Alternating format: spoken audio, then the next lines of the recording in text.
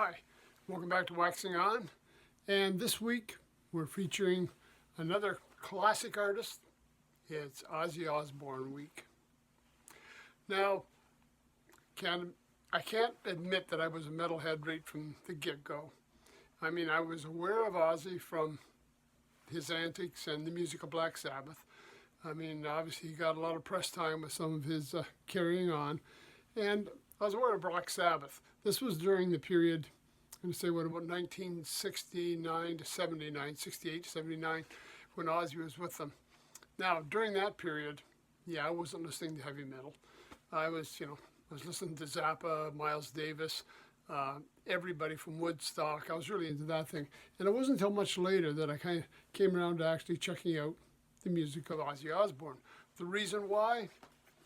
Hey, his TV show. Man, I loved it. It was hilarious. The Osbournes on MTV, 2002 to 2005. One of the most watched series on MTV. And it was great. I mean, it was fun. It was really unique. Kind of a reality show. I don't know how much it was really scripted or not, but it kind of made me think, well, maybe I'll check it out. I'll check out Ozzy Osbourne. A lot more of his material was available at this point. Again, I'd seen a little background about him, thought he was a hilarious guy. Going to find out what he's been doing. So let's go back. This week we're going to start off with a couple of different eras of Ozzy. And 79, Black Sabbath boots him out. He's on his own, going to start his own solo career. And he starts out with an album that originally was going to be a band album, but then the whole promotion and everything turned around and it became Ozzy Osbourne, and not so much about the band. Ozzy, and he had a backup band, and that was it. And I think some of the players were a little slighted by that because it was supposed to be a new band album. But Ozzy had really stepped out into the forefront, and he was the centerpiece of it. And the album was Blizzard of Oz. And again, this is something that I remember from back in my younger days, the album cover, what they were doing. Again, it was kind of tying in with what appeared to be the same as what Alice Cooper was doing, but the music was very, very different. But I mean, the look about it, the satanic edge, the devil, all that kind of stuff. I mean, it was appealing to a certain age and a certain era. Now, this album, Blizzard of Oz, just a couple of stats on it. Number 9 on Rolling Stone's 100 Greatest Metal Albums of All Time. I mean, right up there. 4 times platinum. Ozzy co-wrote, I think, all of the songs on here. Ozzy actually, last week, remember we talked about James Last having over 200 million albums sold. Ozzy has sold over 100 million albums between his solo albums and the Black Sabbath album. So he's got quite a legacy behind him as well. Now, on this album, we've got Ozzy on vocals. Randy Rhoads was guitar player for him on this, and Randy died a few years later, but this is where it kind of all started out. And Randy was another one of the co-writers of the songs. Bob Daisley on bass. We got Lee Kerslake on drums and Don Airey on keyboards. So that was our band. And again, still keeping in that very heavy metal feel. It's a very heavy sound. It's not light. It's not easy. It's not like what I would call classic rock and roll. A whole different sound. Different guitar playing than what I had grown up listening to with Clapton, Jimi Hendrix, those kind of guys. What they were doing with what Randy Rhoads was doing, later Zakk Wylde, what they were doing is a whole different way of playing. A whole different style, and something that was really catching on. So here's the album. This one from a CD. So a CD, of course, we got the booklet with it. The booklet's got a lot of story in there. A few pictures from the band. A lot of stuff to read along with this one.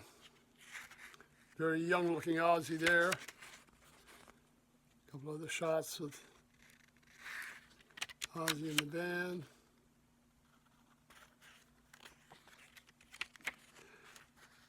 A pretty extensive booklet came with it.